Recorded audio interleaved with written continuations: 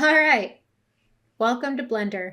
Blender is an open source 3D program that was developed by Tal Roosendaal. He's Dutch, and leave it to the Dutch to once again marry art and technology.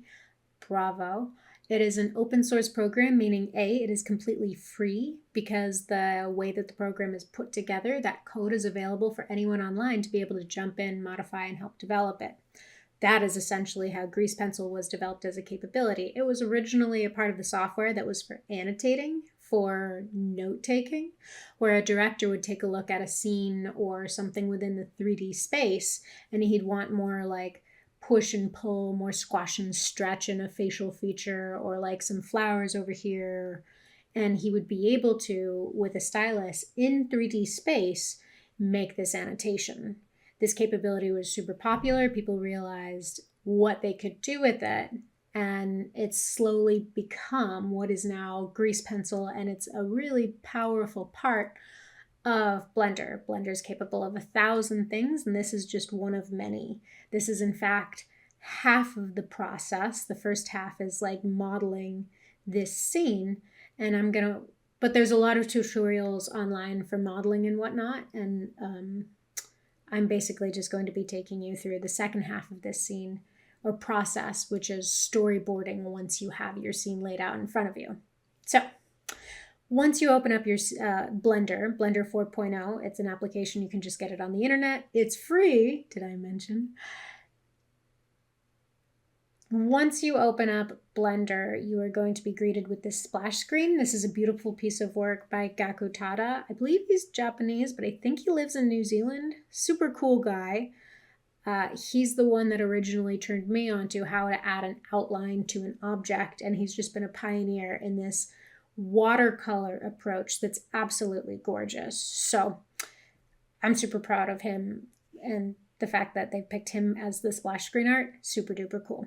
Once you've got that little splash screen open, what you're going to do is you're going to click on open and look for this project here. This is the 23/11/22 Chinatown, essentially today's date, and Chinatown. So that's this guy here. So what are we looking at? We are looking at a collection of panels that we are using to essentially create our storyboards. The first and largest panel that we're looking at is our 3D viewport. This 3D viewport is what things look like in a 3D space.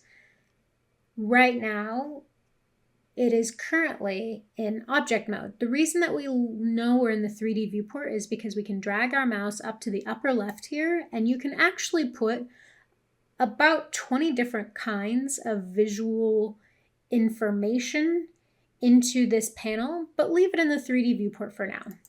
If it disappears, that's how you can get it back. You might also accidentally click on some of these tabs up here. This will completely change the look. So go ahead and click back on layout in case you accidentally do that.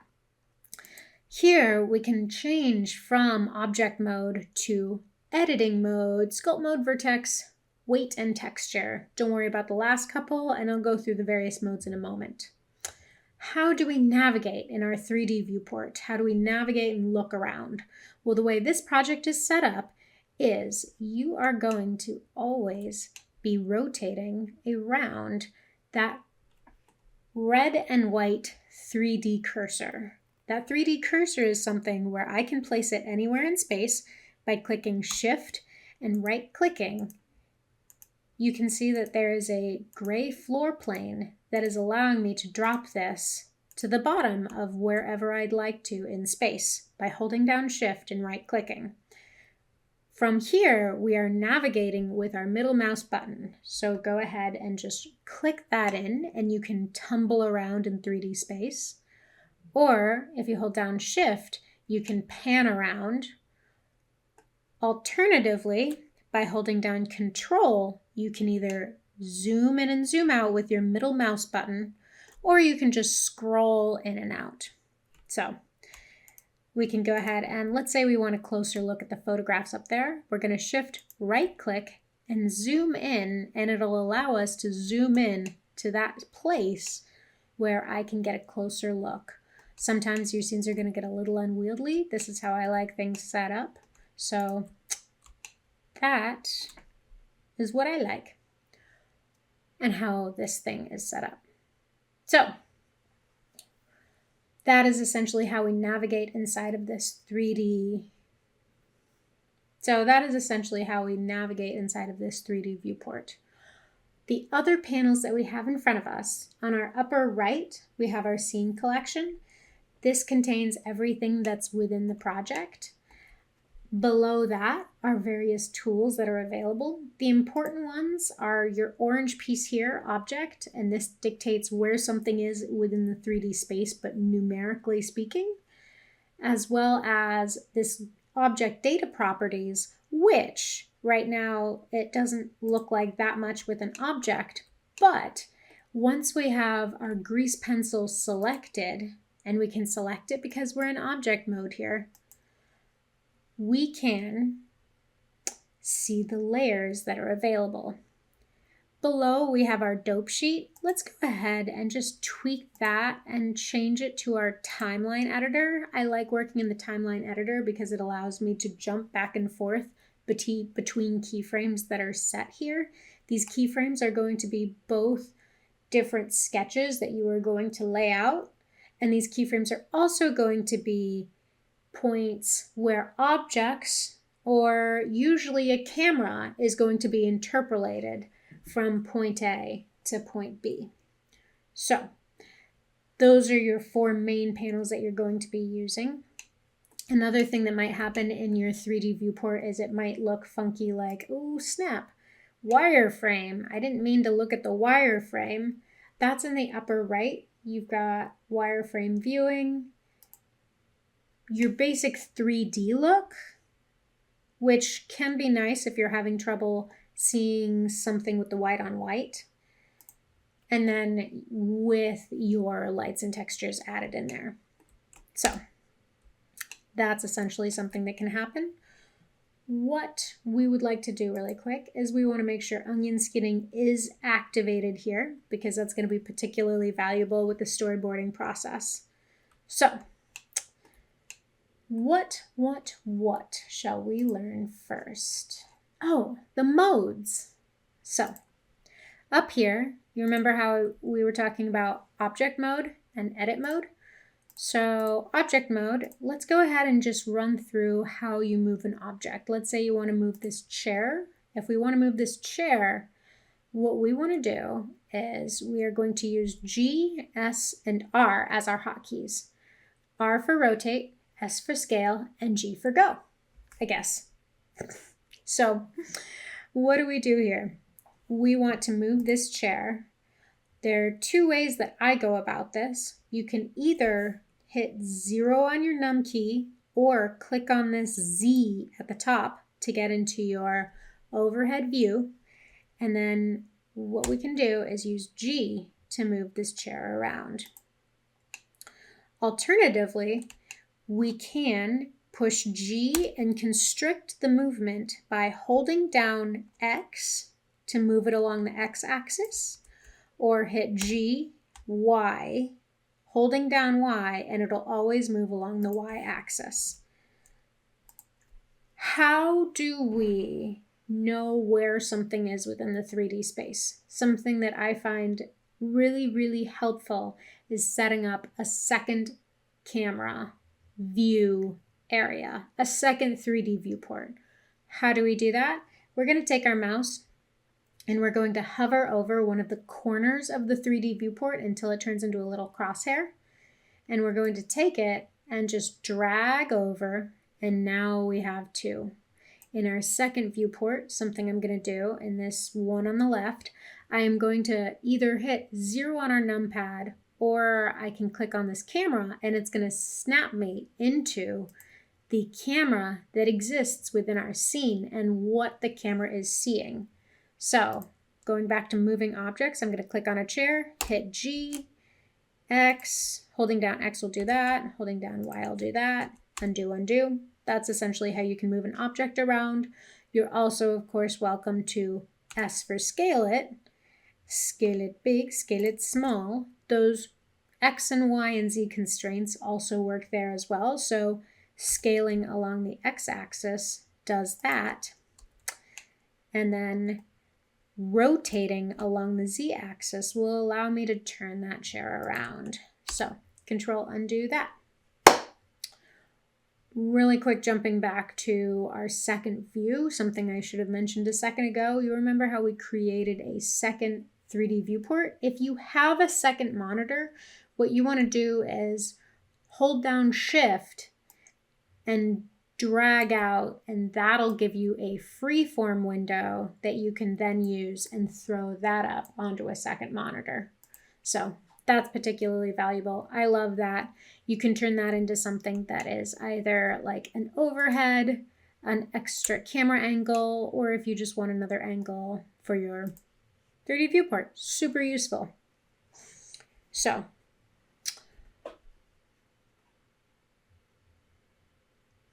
your different modes. You have object mode is how you move your objects around.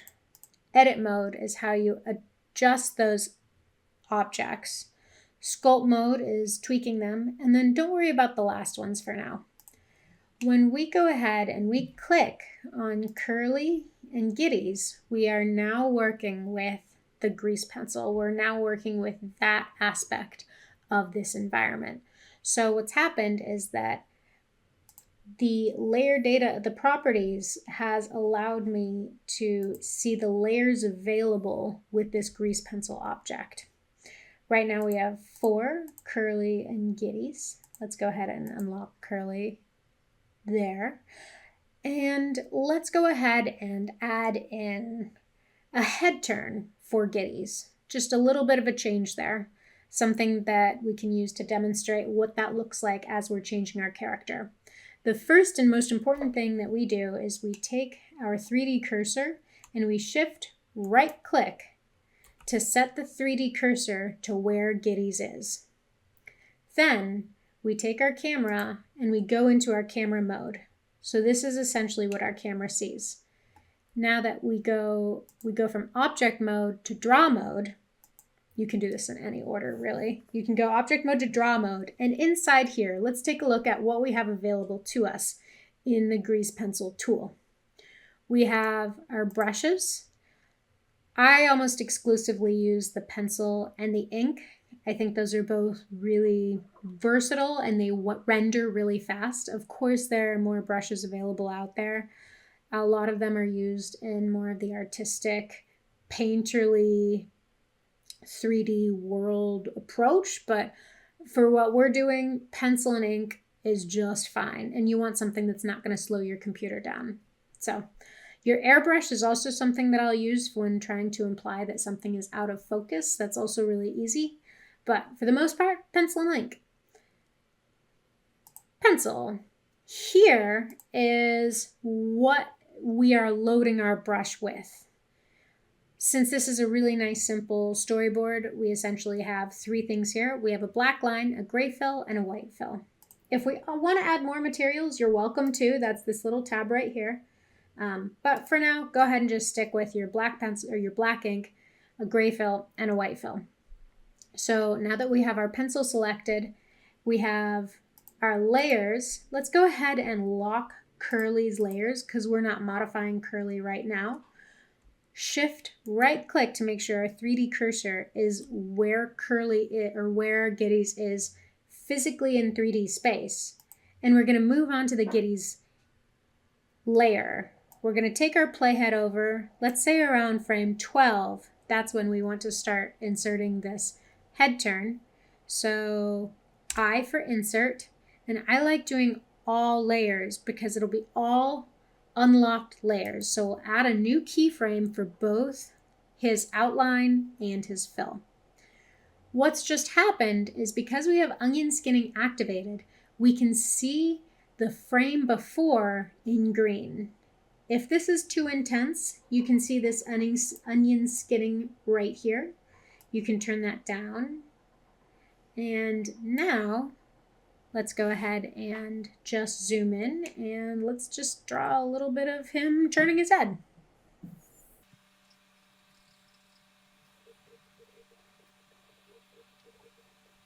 pretend like he's caught his little coin there and he's real happy with it. And let's say he's turning his body too, so we can do an entirely new keyframe, and I'll teach you how to modify an existing keyframe in a sec.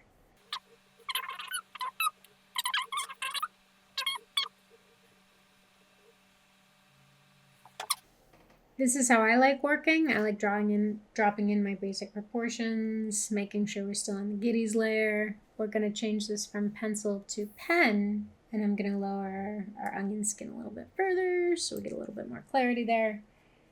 And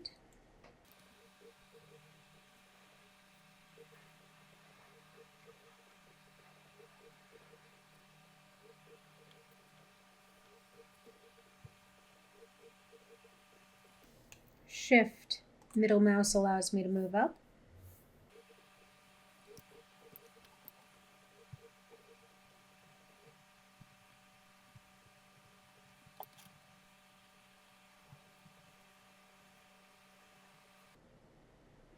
Oh, little pocket.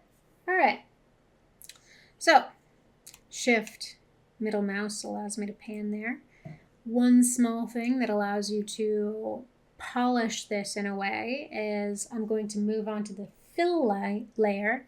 I'm going to change from this black line to a white fill, and I'm basically just going to fill this out, and you're going to notice that what it's basically doing is just creating a white that is going to stop the bottom of the room floor from intersecting with our poor beaver. So now I'm going to drop down into our timeline, and you can see A, B, A, B, A, B. All right, so how do we tweak an existing drawing? Let's go ahead and give him a blink. What I'm going to do is I am going to either hit tab or move from draw to edit there. What I'm going to do is click in the bottom in our timeline, Shift D to duplicate this frame. And I'm going to zoom in, Shift, move up here, and then I am going to grab our lids. I am going to essentially get rid of like our lids and pupils. There we go. And let's, X allows me to delete. So to do that again, clicked on the pupil, X, delete those points. If it is not allowing you to select them all stroke by stroke, it might be because you have this activated up here where it's allowing you to select parts of a stroke rather than the whole thing. I like having the whole thing to be able to select, but work your way. Let's go ahead and click on our eyebrow. And just like we could move objects around with G, we're going to do that again here. G, bring that down, and then R to rotate it in a little bit. Same thing with this eyebrow. G to bring that down, R to rotate it a little bit. Let's go ahead and bring our eye up just a skosh. Do you know skosh is short for skoshi, which is a Japanese word? Cool. Now he's closing his eyes. We have A, B, eyes closed. So let's have him open his eyes again. We're going to do this by taking this keyframe. And to explain what's happening here in our timeline, we have 3 keyframe pieces, essentially. The one at the very top represents everything that is happening at that moment in time in our timeline. The one, and then Giddy's and Giddy's fill are independent. I like keeping them together. The reason that they're like that is so that you can always, the way that they're viewed in 3D space, they're viewed layering one on top of the other. So what do we do to make him open his eyes again? We're going to click on our middle keyframe here where his eyes are open, and we are going to Shift D to duplicate that and swing it over. So let's go to the top, and he's going to be flipping his coin, looks over, blinks. Very cool. Again, A, B, and open. Now, how do we add a little bit more life to that blink? Let's go ahead and explore the sculpt tool for a split sec. We're going to take our playhead, move it to this keyframe here in the middle. We're going to change this edit mode to our sculpt mode, and we're going to increase the size of this circle. And what we're going to do is when people blink, they kind of just go like, meh, kind of. I don't know, something animation, something.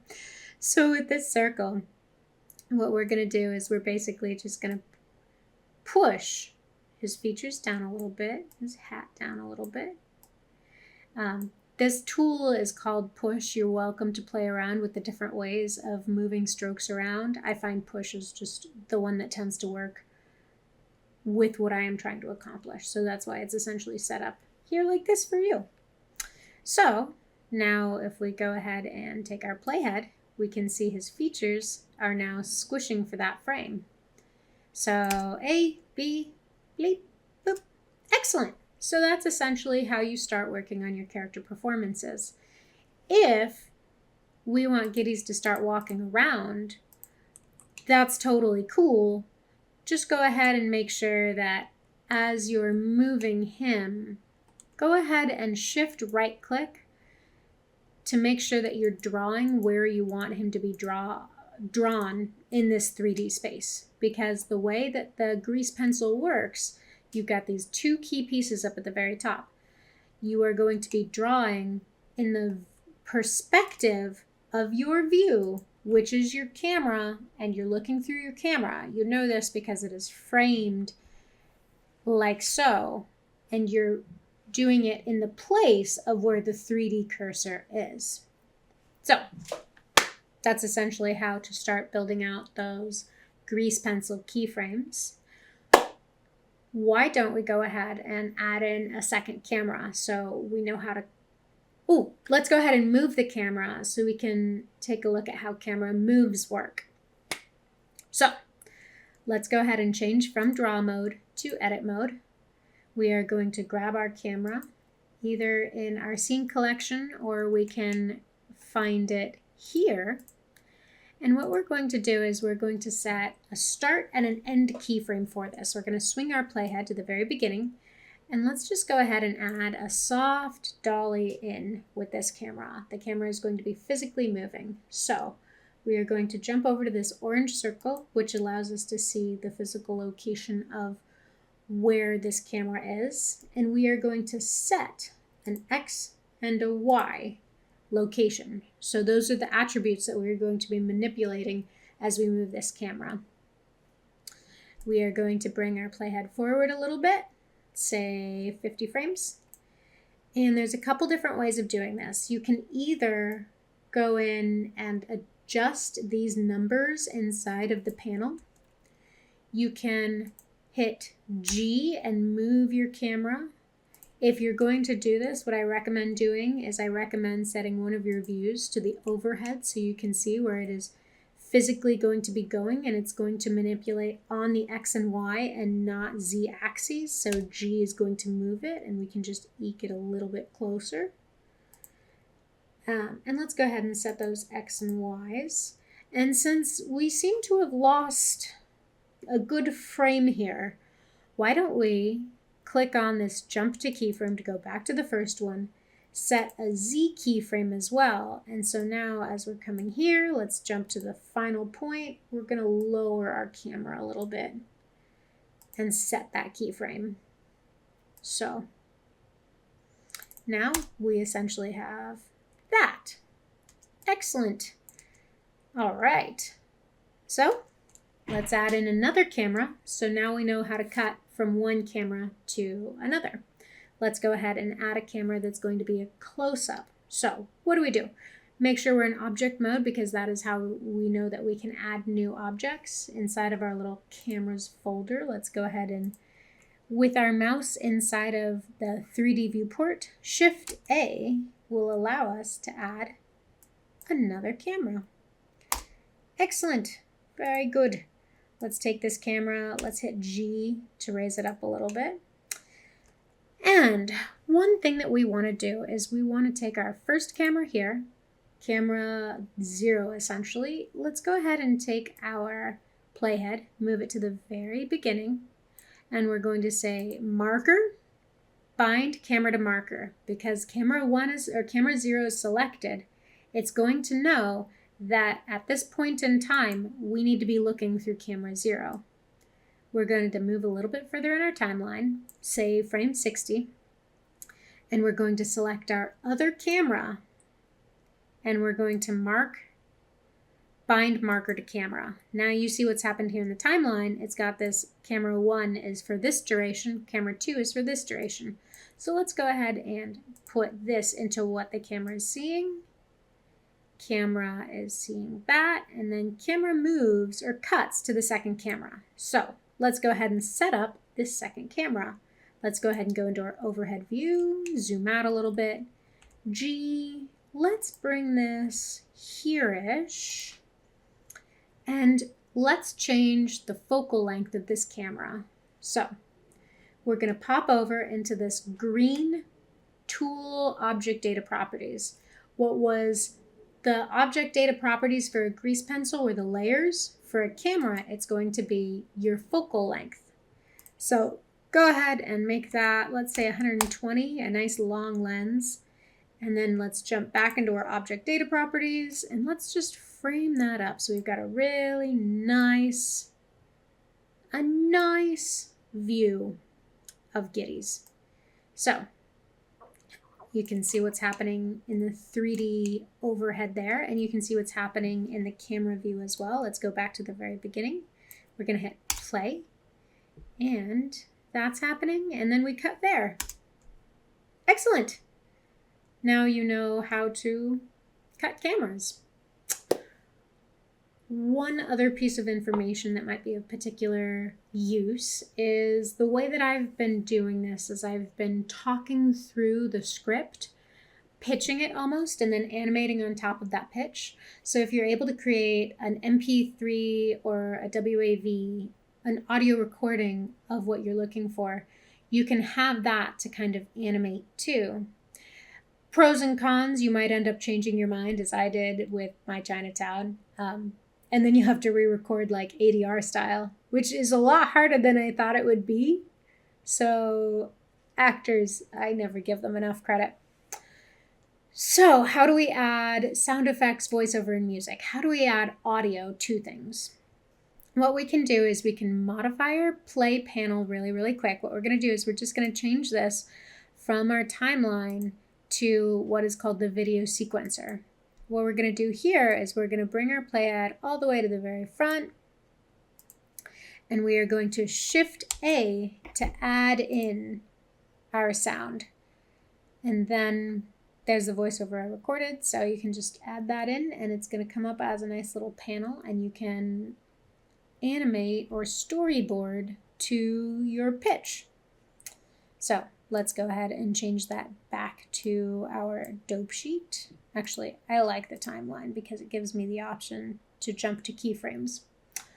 So, couple other pieces of useful information.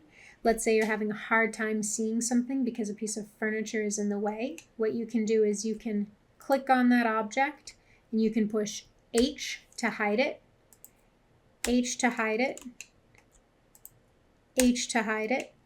It will still render.